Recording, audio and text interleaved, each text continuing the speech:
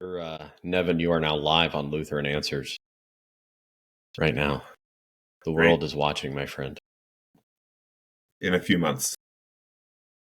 Yeah, the world is watching you live in February, 3 months after we recorded this. Great. Tell me more. Tell me more about you. How did we meet? Let's start there. I think we just met through Twitter. So my wife was very active on Twitter for like a few years, and I had no social media, which was probably better. But she kept like tweeting about me and then showing me the tweets she would tweet about me, and then it eventually kind of convinced me I should join. I think that's how we probably met. And then I listened to Lutheran Answers for the OG Lutheran Answers. I listened to that too. So Nice. I guess that's how I'm familiar with you. Wow. And now you've made it. Now you're here. Yeah. It's I've made it. Yeah. Dreams do come true. They do. Yeah. Your wife, she's some kind of European, right? Yeah. So my wife is she was born in Belgium, and she is Belgium, and she spent her entire life growing up in France. And so like she'll talk about living in France, and then she speaks French. And so then you'll kind of like, oh, you're French, and then it's no, she's not. She's Belgian. So so she's from southern Belgium. That's the French-speaking part of Belgium. So the northern part speaks Flemish, the southern part speaks French. And then both her parents are Belgium as well, and her extended family's Belgium. But she grew up outside of Paris, in like a kind of a suburb of Paris, and that's where she lived most of her life before coming to the United States. How did you guys meet? So she had an opportunity to do an exchange program. So she finished college like a year early, her university studies. And so she decided for her last year to do an exchange in the United States. And they had, at the university she was attending in Belgium, they had a list of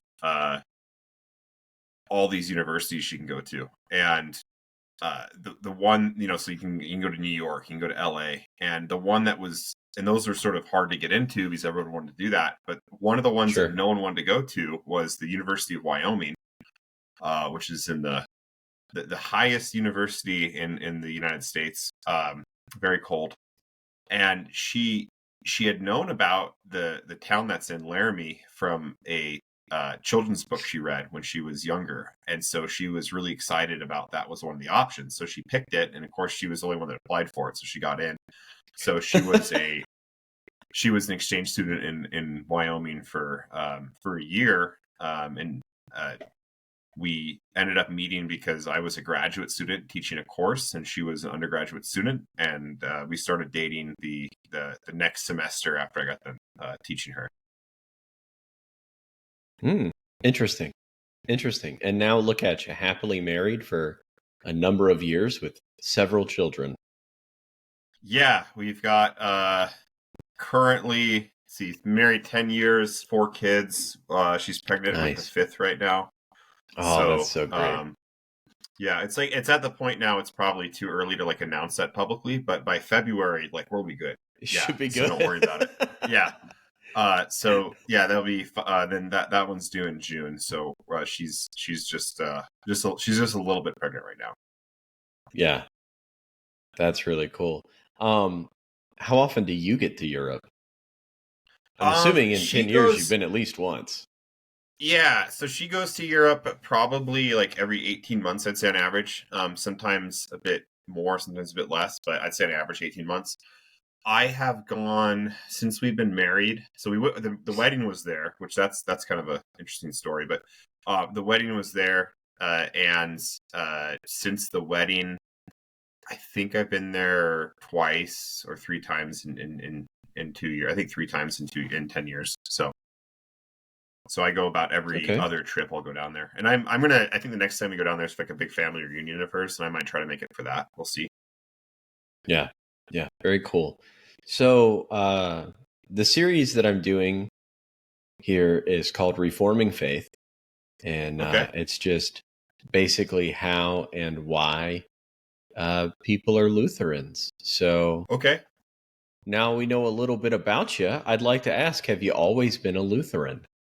No, I'm an adult convert to Lutheranism, and my wife is an adult convert to Lutheranism as well.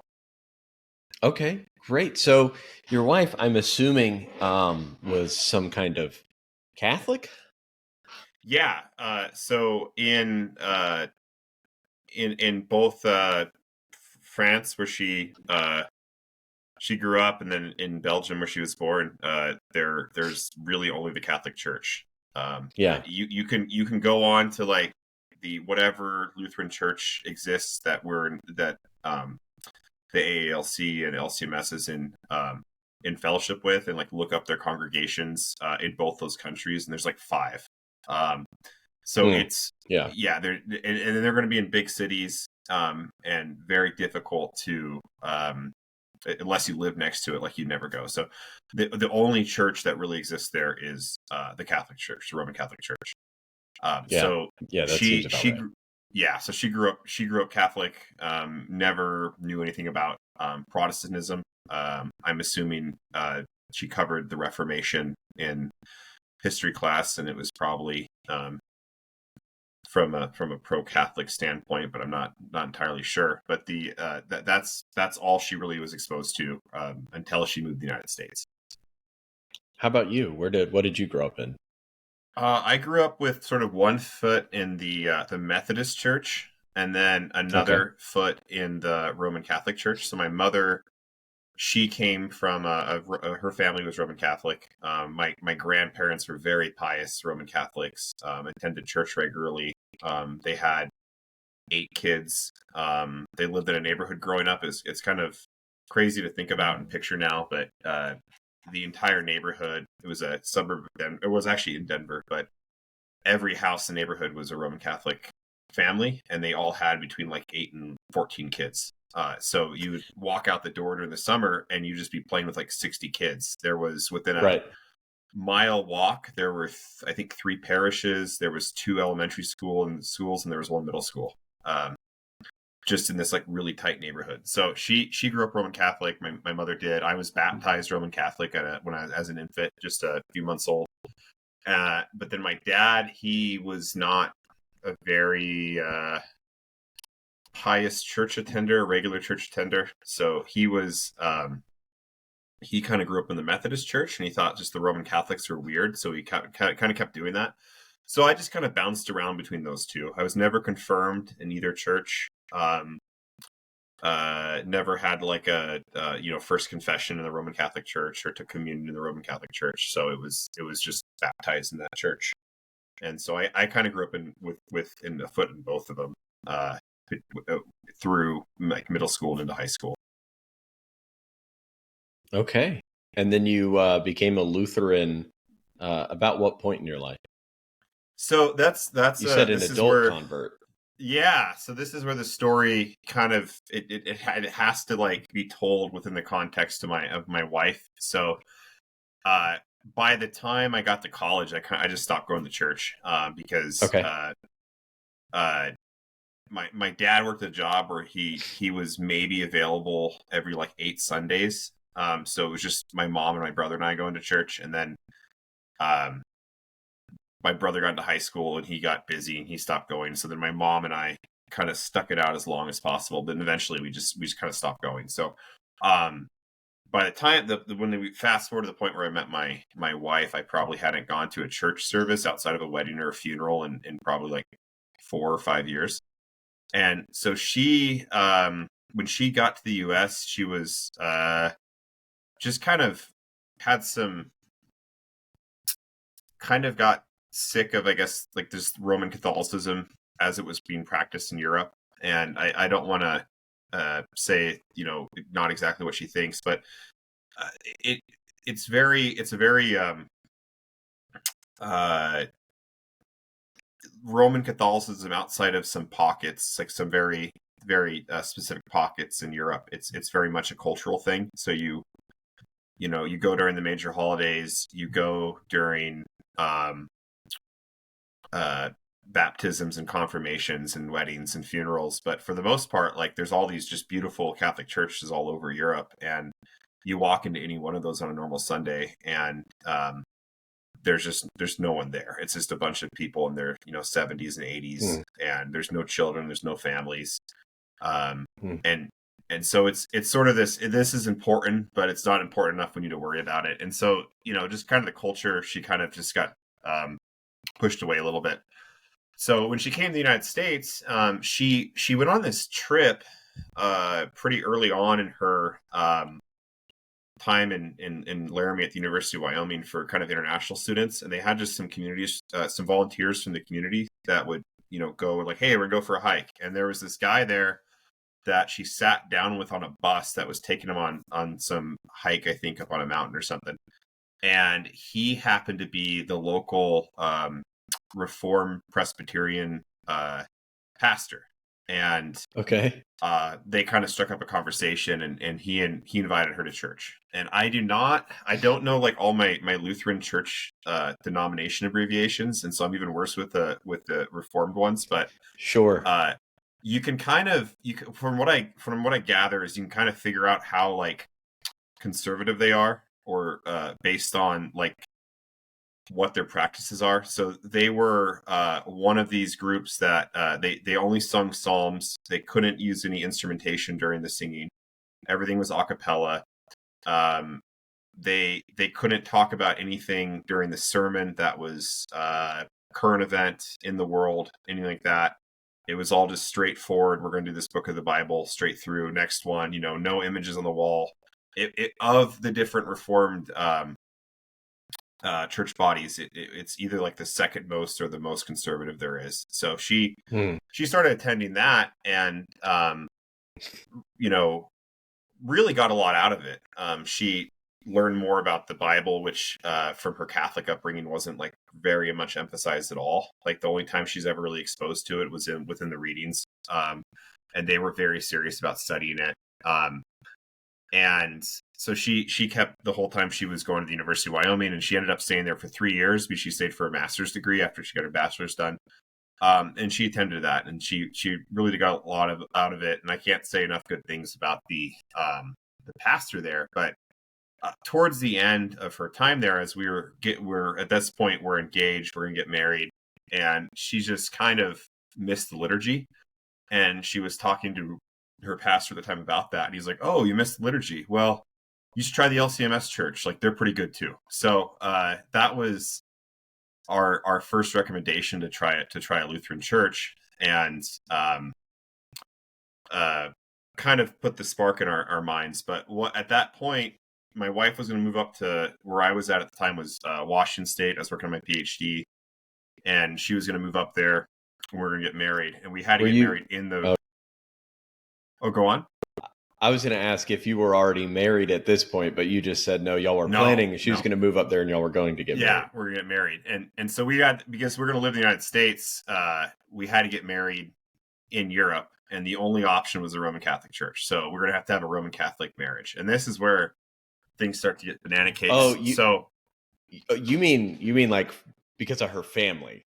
No, not because of her family, but like we were going to get married. We're going to get married in Europe because of her family. Like we're going to move and live in the U.S. Like it was fair to have the wedding in Europe. Yeah.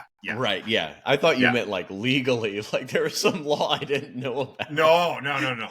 So, but we had to like the only church was the Roman Catholic Church, so we had to get married there. Sure. And the normal process for getting married in the Roman Catholic Church is it's a year-long preparation, and it might be it might be a little faster than that, but it's like at least several months. Yeah. It's several months of like both of you together in some kind of counseling class. They take it really seriously, which that's good. Which is good. Yeah, it's really good. But you kind of have to be like not living together, but like within a drivable distance, and we weren't. We were a 12-hour drive away from each other, several plane tickets. Like it just wasn't going to work.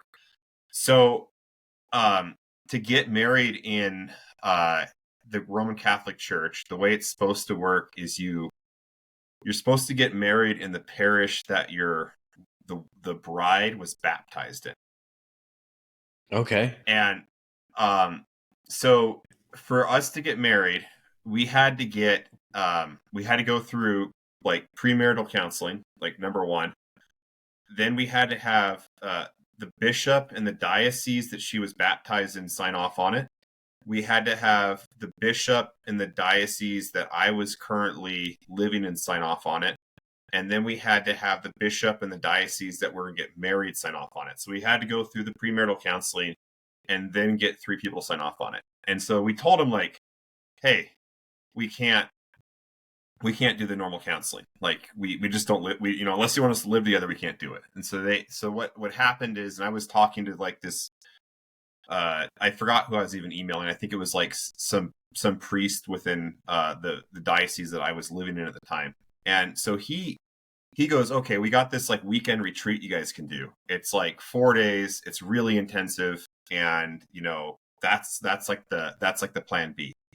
So we sign up for it, and a giant snowstorm happens like the day before that's supposed to occur. She can't fly out. The airport's snowed in. Like, we missed the thing, and they don't have another one scheduled. And so now we're starting to get like worried, like, can we even get married? And so I go talk to them, and they said, okay, option C, you're going to go sit down in front of a priest. He's going to talk to you, and he's either going to let you do it or not. And so, okay. Yeah. And so it went from like several months of counseling down to like, it's going to be an afternoon conversation. I hope you guys are ready for it. So my mom, who grew up like Catholic, just is like, lie about everything. And so we meet with them, and the guy is he was the priest at the church right next to where I lived. It was a couple like blocks away, and he had been retired for like 4 or 5 years, and they were short of priests. They pulled him out of retirement, and he was just done. Like, he was not happy to be back. And so we meet with them, and he's like, first question he goes is like, are you able to perform the duties of marriage? And like, I remember my wife, my fiance at the time, and I just like look at each other, and we're like, yeah. And he goes, okay, good. Do you want kids? And we're like, yeah. He's like, all right, great. And he's like literally checking off boxes as he's going through this. And then the third question he asks my wife is he goes, how often you go to mass? And she's like, well, I was born Catholic. I was confirmed Catholic. But when I moved to the United States, like, I started going to a Reformed church, and I'm still going to the Reformed church. And he just goes, whoa, whoa, whoa, whoa, whoa, whoa, whoa. Occasionally. And he checks off the box, and he writes that down, occasionally. And then he asks me, and he goes, well, how often do you go to church? And I go, well, I was baptized Catholic, and my wife's or my mother was Catholic, and like, I'm telling the whole story, and he just goes, no, like, infrequently, and he writes that down on the form. And then he the last question he asked us, he goes, if you have kids, are you going to raise them in the church? And we go, absolutely, we're going to raise them with Christ in mind, but we don't know what church. And he goes, oh, that's okay. And he like checks the box, and then he literally gets like this like seal, and he stamps it, and he goes, amazing. He goes, congratulations, the bishop will sign off on it. You should be good to go. He goes, let me just tell you one thing before you leave. He goes, I do this with a lot of couples. A lot of them end up divorced. I got a pretty good feeling about you. But if it doesn't work out, it's not my fault. And yeah, and then we got married, and she moved up to where I was living. We got married in Belgium. It was a priest from Africa. I forgot what country that was. They kind of do this thing where they'll have these huge churches in Africa, and then they kind of do this like rotation through Europe for a few years. It's kind of like a mission, honestly. where you're seeing like 4 rural parishes and like no one comes. So he ended up, and he was great. I have no idea what I agreed to during the ceremony. It was all in French. I don't speak French. I have no idea what they were asking me or what was going on. So that was our Catholic wedding. And then any desire to learn French? Yeah, I am super busy, and I'm bad at English, and so it's like every now and then I'll have some time. I'll start trying to like do it on like Duolingo, and it's really hard to stick. Like if I go to France, I'll learn it. After like 3 weeks, I start picking it up, and then I come back to the United States and I forget it all. So it's hard that's without been anyone. It's been my hang up. English has been my hang up with Greek. I've been studying Greek in sim this semester, and it's just like it's such a slog because they're like, you know how in English you have the predicate nominative, and I'm like, no, I don't know what any of those words mean actually. You know, I'm really bad at grammar and my wife, who's not a native speaker, always corrects my grammar and my spelling. But not nicely. Like she's kind of mean about it. So yeah. But yeah. Your kids speak French? Does she speak French to them? She does speak. Well, she mostly like yells French at them. So but they don't. They also like they go back to Europe like within a few days. They're all speaking French, and then it's something that I wish we can go there more often, but it's so expensive, and it really hard hauling 4 kids on an international flight for 8 hours. It's it's a very difficult thing to do. But so yeah, they need to, the problem is though, like we're homeschooling, and so we're within the curriculum, we're doing classical education. So we're trying to teach Latin, and like trying to do English, Latin, and French is just, we're not that good of teachers, I think, at the moment. So you guys, you get married in Belgium, you're back in the United States. Where do we go from here? How do we end up in the Lutheran Church? Yeah, so we came back to where we were, which is Pullman, Washington. That's where we're living. And my wife had remembered that conversation she had with her Reformed Presbyterian pastor that he recommended we try a Lutheran church. And I will premise this way. Do you know where Pullman is? No. Okay. So if you were to walk 6 miles to the east from Pullman, Washington, you'd run into a town called Moscow, Idaho. Okay. And are you familiar with Moscow, Idaho? Not at all. No. So that's where this guy named Doug Wilson lives. Oh, okay. Yeah. So my wife had already kind of been like exposed to him a little bit from like the Presbyterian church. Like a lot of the people in there were big fans, and she was just like creeped out by him. So I was going to say, I know your wife, and I know that she's a huge fan.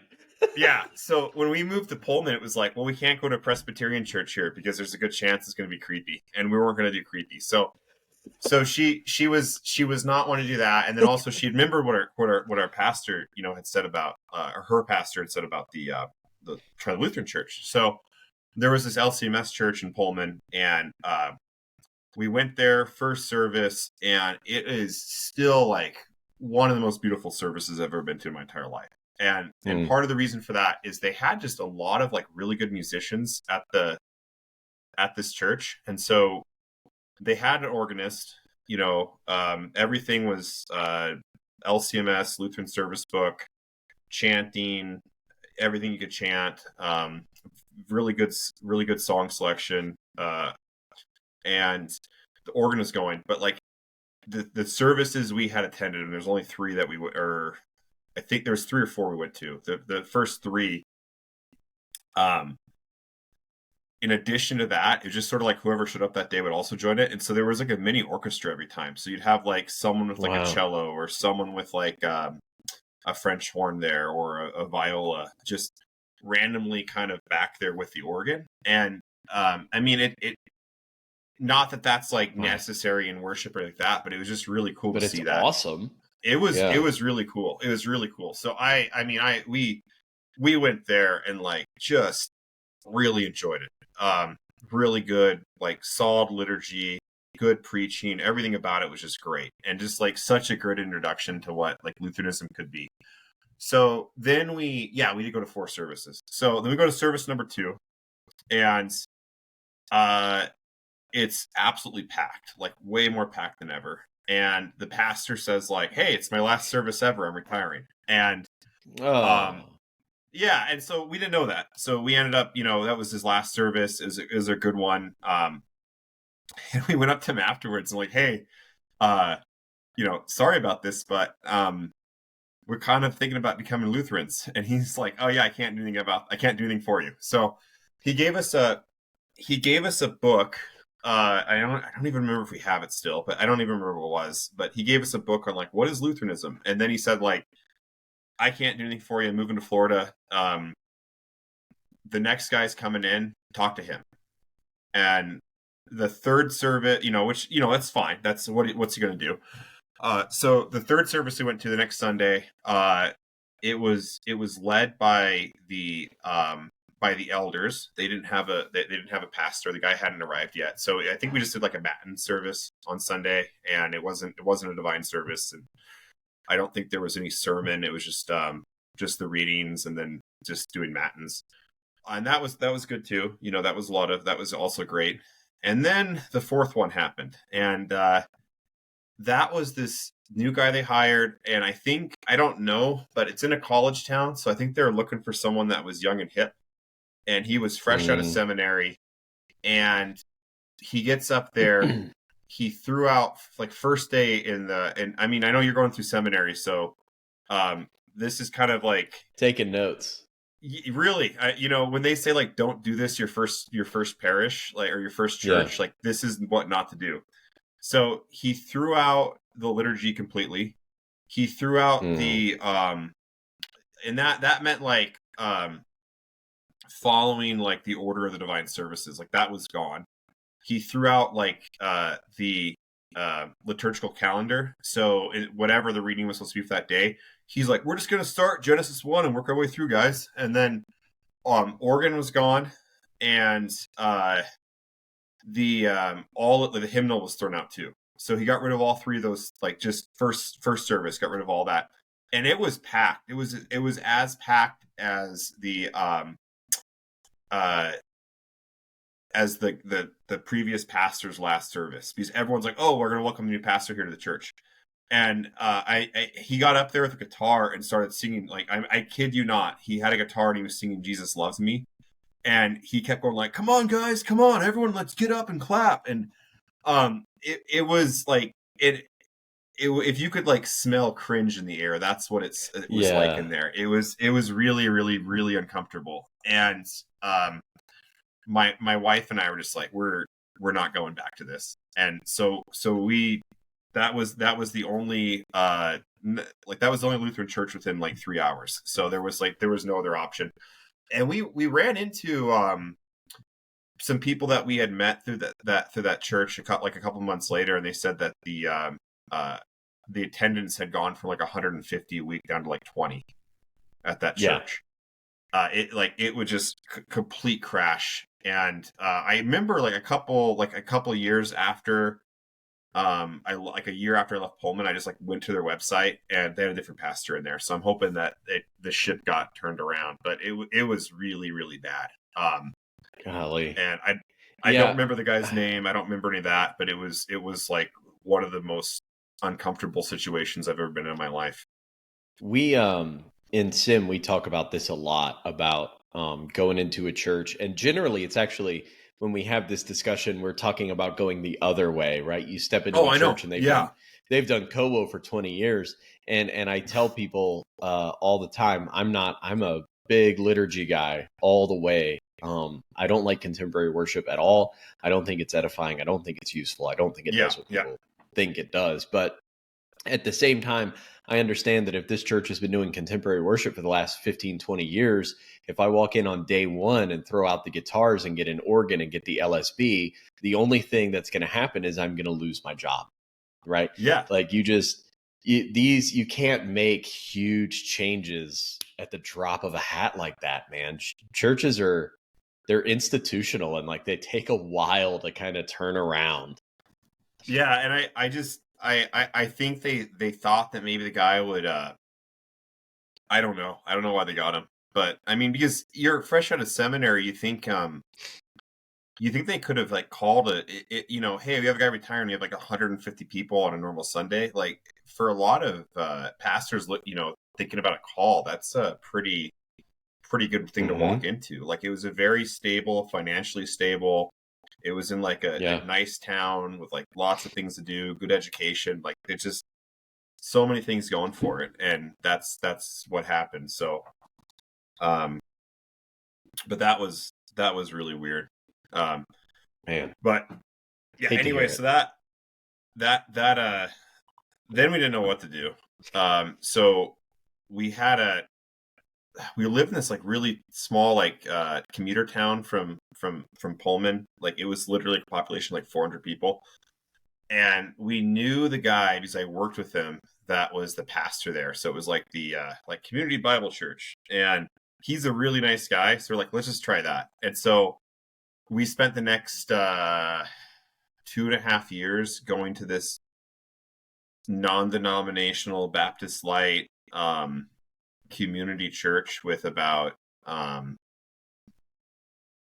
probably like 15 people there on a Sunday, and with like Pastor Bob, and that's kind of where we went for 2.5 years. And I think that the time spent in that kind of Baptist church is what really convinced us that we needed to be Lutheran more than anything else. Interesting. Tell me more.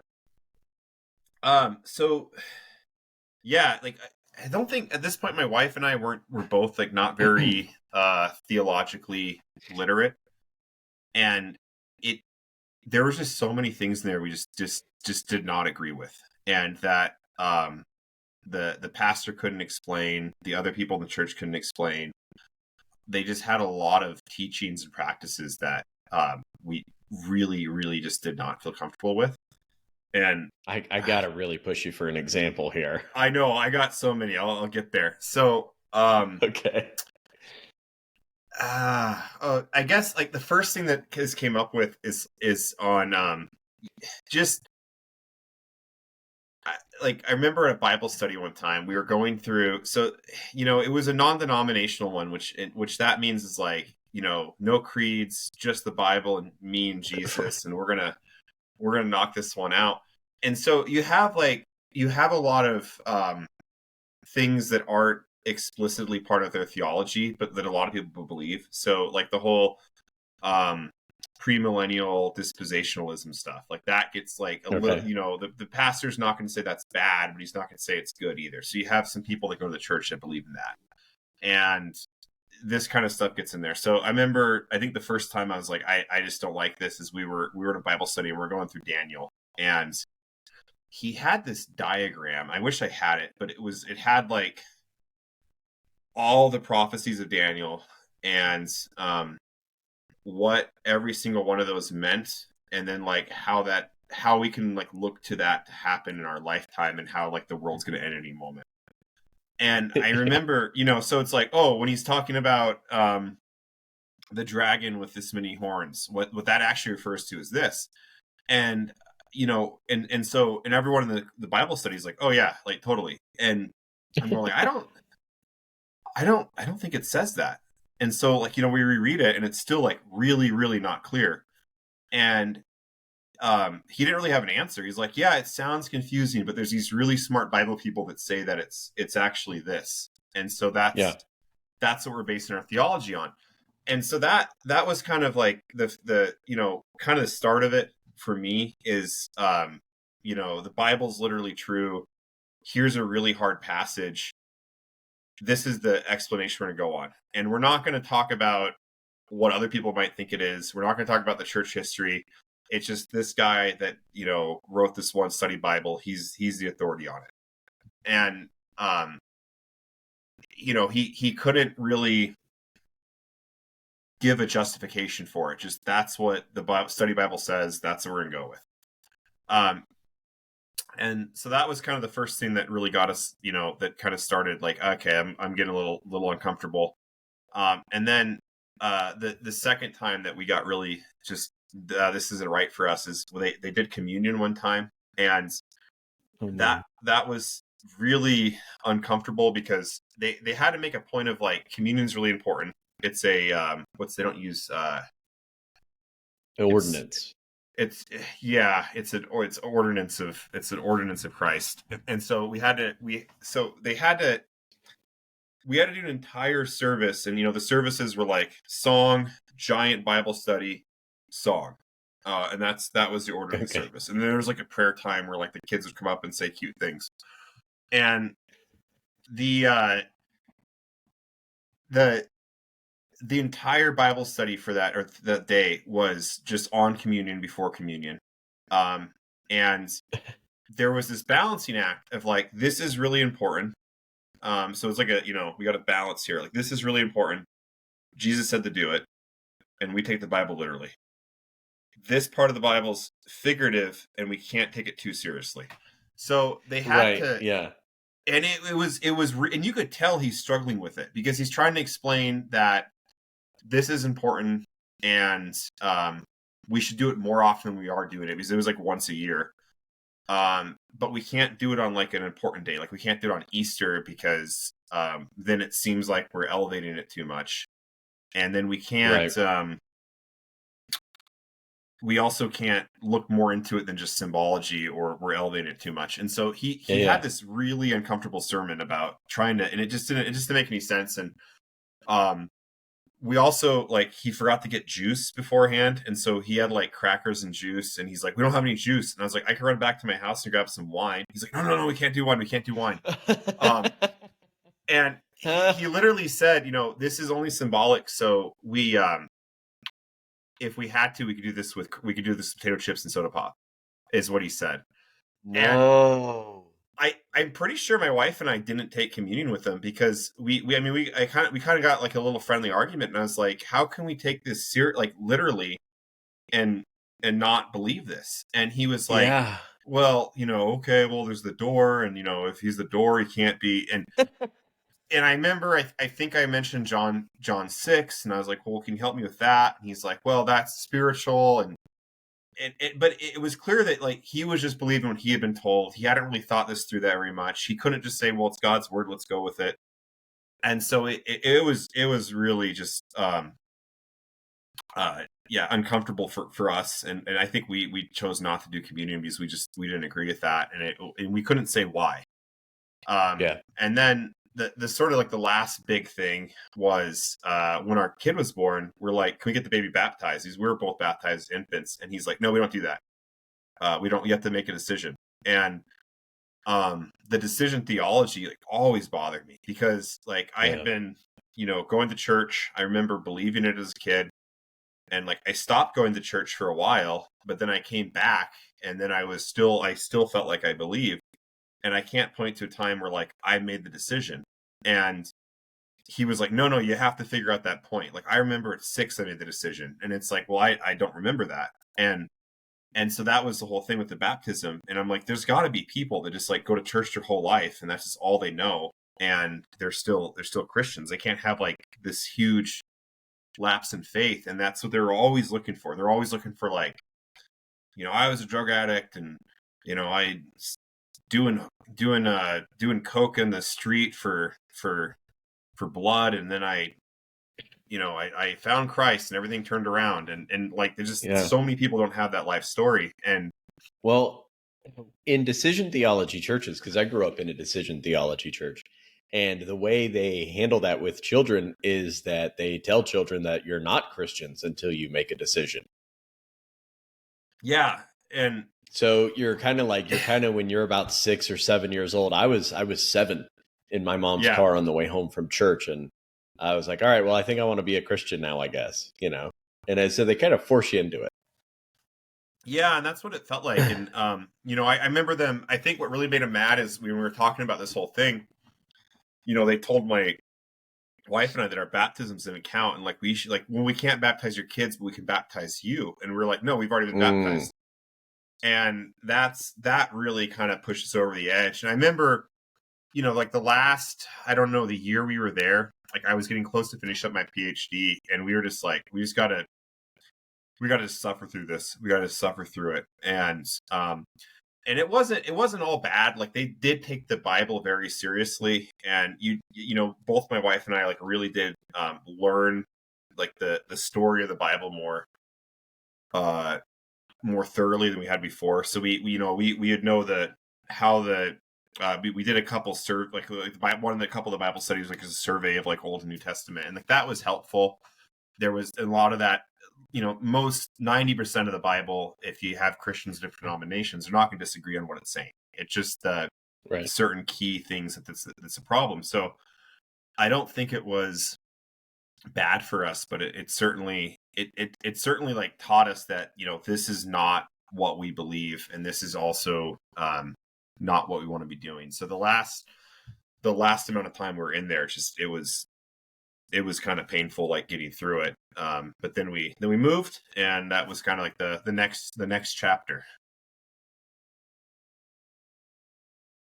Nice. Yeah, it does a good job, situations like that, of teaching you, I guess, how important it is to be embedded in a Christian community that does believe the correct things, right? That does have sound doctrine and sound practice, and like it's difficult away from that, and you should always strive to be in a community that's as close to that, I guess, as you can get. Yeah, and it was it was frustrating too, because they it wasn't something we could debate or talk about either. Like that's the other thing too, is every single Lutheran pastor I've met, if you went up to him, and like not in like a jerk way, but like you're honestly like, hey, I don't disagree with, I don't understand this, can you help me through it? Like that makes them so excited. Like there's Yeah. nothing that makes them happier than like walking you through this. And if you were to ask the people in that church, and the pastor, and he's still a dear friend of mine, so I don't want to come off as like a jerk to him, but he went to like a Bible school, and got that's where he got his where he became a pastor. And um he could tell you, why did Jesus die on the cross, like how do you be saved, those sorts of things. But when you start to really get in the weeds of theology, he didn't have an answer. And so Mm, I remember, like, as we're kind of pressing him on communion, as we're pressing him on baptism, as we're pressing him on end times theology, he there was just nothing more there. Like he couldn't really walk us yeah. through that. He couldn't provide the answers. And there was nothing. It was just what all he knew is what he had been told. And Mm, whenever I've talked with theology with pastors, I mean, that's we go to different conferences within my district, and when the pastors get together, they're all just drinking beer and like arguing about this stuff 24/7. I mean, this is why they went to seminary for a large part. I mean, part of it was just to yeah.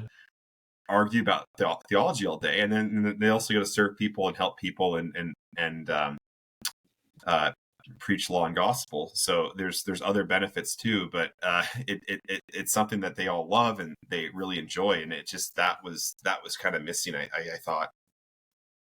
Yeah. So you guys moved, you got your PhD. Are you doctor? Yeah, I'm like, yeah. The way I explain it is like I'm a doctor, but if I'm flying on an airplane, I don't put doctor down as my title, because as soon as I do that, Right. someone's gonna have a heart attack, and I'm gonna be in a lot of trouble. So, um, Did yeah, you I have did you a see that did you see that SNL sketch with Nate Bargatze is hosting just recently, and somebody has a medical issue on a plane, and they're like, "Is anybody a doctor?" And he stands up and he's like, "Well, I'm a lawyer." It's like no, I haven't seen. it's the second best profession. And then another guy No, stands up and he's like, well, now hang on, I'm an engineer. No, I haven't seen that one. I've been wanting though to fly Lufthansa, because Lufthansa it's German and they take their like titles very seriously. And if you fly on them, I'd be Mr. Doctor Professor, and yeah, it'd be Mr. Doctor Professor Nevin. And so I'd have that. They could go, oh, that's not a medical doctor, and they could solve that. But yeah, what kind got of a doctor PhD. are you? I am a doctor of philosophy. No, it's agronomy, the study of crops. But so agriculture. I work in agriculture. Okay. All right. Cool. Well, I'm going to title this episode "Doctor Sure. Nevin Lawrence." Sure. Yeah. Sure. Yeah. I get that sometimes. So you guys move. I'm assuming you get a great job in crops. Yeah. And there's a Lutheran church nearby? Is that just basically how it goes?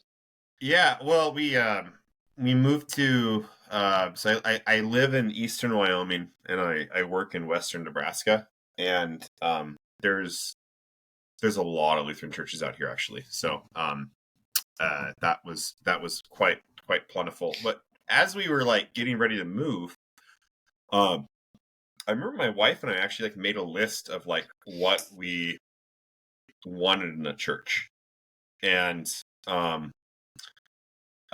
so it was it was like 6 things like that. So it was like biblical inerrancy, liturgical. I don't even think we knew like the title like baptismal regeneration at that point, but it was like infant baptism, real presence in the Lord's Supper. I think one of them is they don't hate homeless people. Yeah, solid. Well, that was actually not the pastor at our Baptist Light Church, but there was a particular member in there that just, we were kind of like a couple hours south of Spokane. Every time she went on like to Spokane, she would come back and just complain about like how dirty and gross the homeless people were, and it was like just she. And then at the same time, both her kids couldn't hold down a job, and they were like living with her, and they were on government support and all that kind of stuff. And right, and nothing against them. They had their issues, they had their demons, but it was sort of like the only difference between them and the only difference between like your kids and these other kids is like you can still keep them in your house. Like that's literally the only thing keeping them from being on the street. But so that was one of them. And then I think it was also like no rainbow flags. I think that might have been like the 6th thing.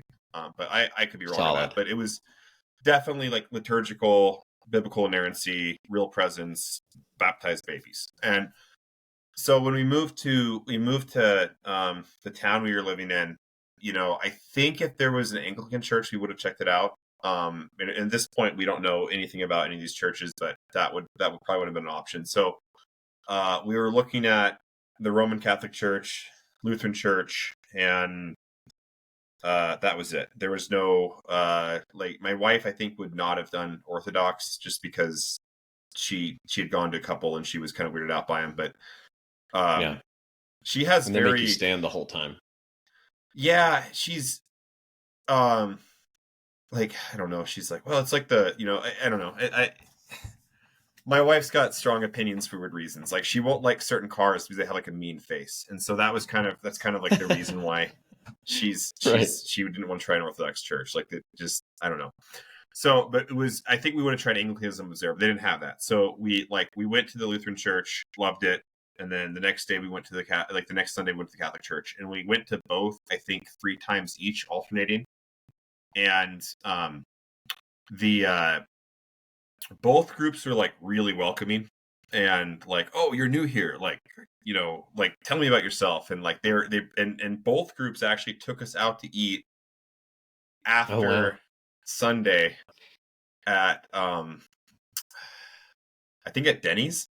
And I think the Catholics did it first, and then the next Sunday the Lutherans did it. But then we ran into the Catholics at Denny's with the Lutherans. Oh no! And so it was kind of like it was a bit kind of awkward, but it was fun though. But the the thing that kind of sold us though, it was because at this point, like we weren't even talking to the pastor, we weren't doing that kind of stuff. It's just like the Catholics were like, you got to come here because we're a really good Catholic church. We're so good that when a priest is like done a really good job, they send him here as a reward. Like we're the good church, and so we only get the good pastors. And that just kind of turned my wife off and quite a bit. Yeah, and one of the things that she remembers, and I've experienced this, is if you walk into like a Catholic church, not everyone, but there's always some people in that church that are watching people come in to see how they anoint themselves with the holy water before they walk in.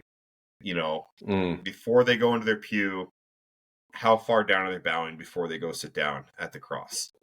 Are they just little things like that? And you are being judged on that when you walk in. And and the at the Lutheran church, we really didn't get any of that. So we decided, okay, we're gonna try this. And we met with the pastor, and he started he didn't have a adult confirmation class going at that time. So, and he sometimes does, sometimes he doesn't. So we just met in our home. We went to the small catechism, and it was like this weird experience because when he was trying to explain to us like what Lutherans believe, it was just a whole bunch of like, oh yeah, we already believe that. Yeah, that makes sense. Okay. There was not a single thing that we discussed that was like difficult for us to agree with, or that took some argumentation, anything like that. It was all just yeah, that makes perfect sense. And we believe that. It was exactly right for us. There was no issues with it at all. And we had like some hard questions, but it wasn't about like Lutheran theology specifically, like things like what happens when like a unbaptized baby dies. If someone commits suicide, do they go to hell? Those sorts of like hard questions you get. Right. And I don't think those are particularly like Lutheran questions, the great thing about being a Lutheran is you say, well, the Bible doesn't say anything about that. So we can only speculate. And, but this is what I think might happen. And that was kind of the answers we got, which was really great. And so that's how we became Lutheran, and then we got confirmed in it. And then I didn't have like my doubts, but at that time, this is kind of another story kind of related to it, is I was really worried about like whether or not we made the right decision.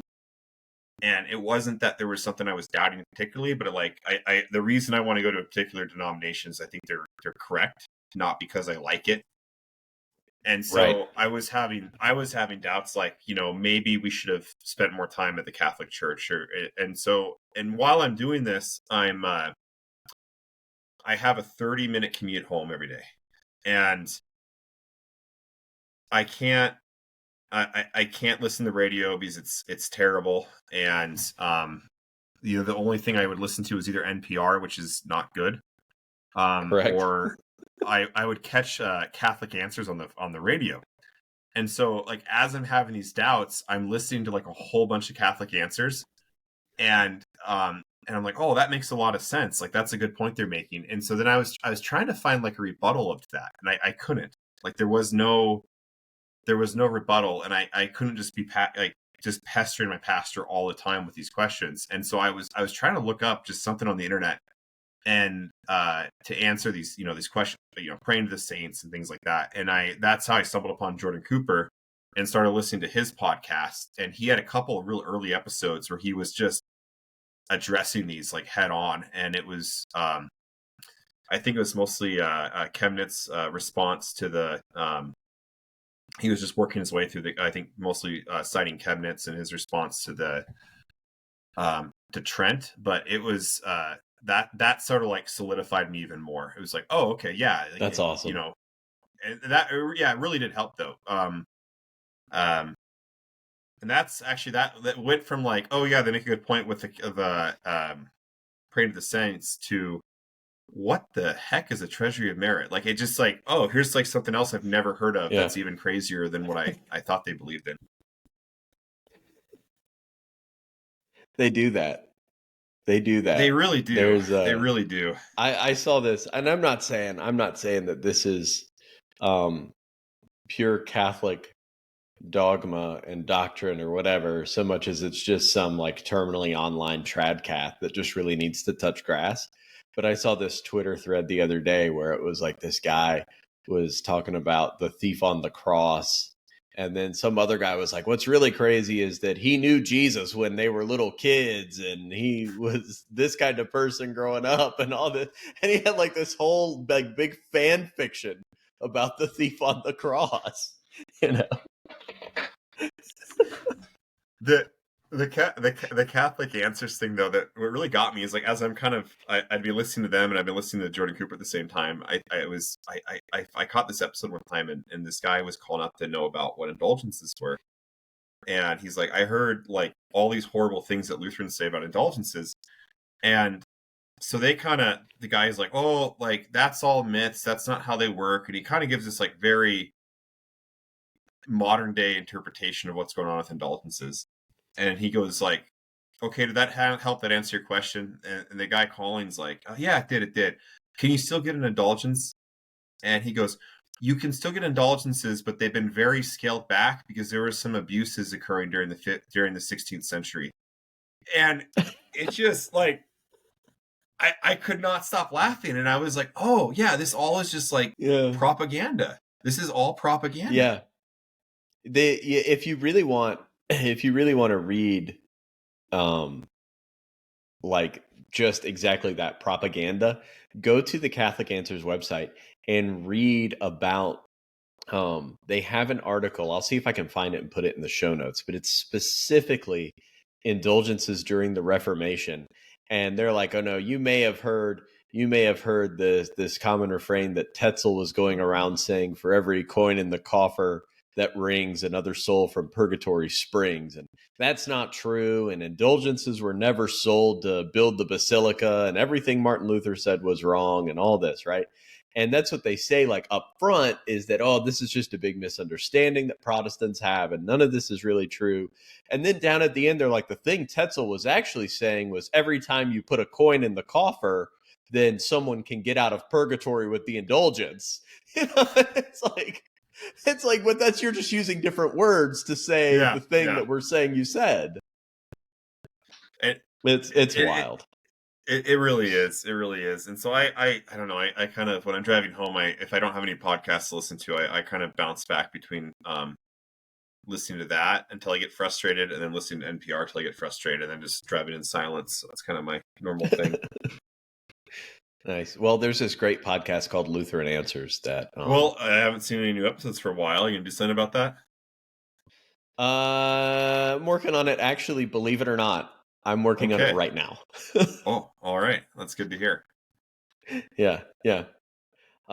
Nevin, thank you so much for being on, man. Sure. This was a good time. Yeah. Anything we can do for you? Anything we can pray about or promote or anything at all? Not really. Just the normal stuff.